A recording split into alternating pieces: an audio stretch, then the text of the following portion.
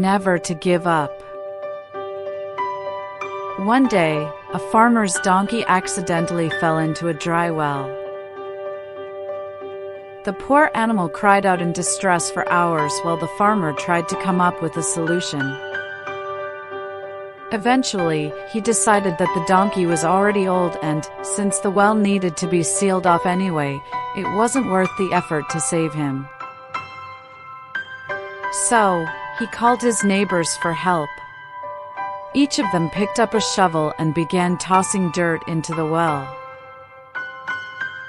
At first, the donkey panicked and let out heart-wrenching cries. But to everyone's surprise, he suddenly grew silent. After a few shovelfuls of dirt, the farmer finally glanced down into the well and was shocked by what he saw.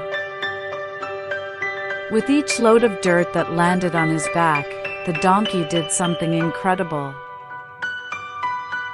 He shook it off and stepped up. As the neighbors kept tossing dirt into the well,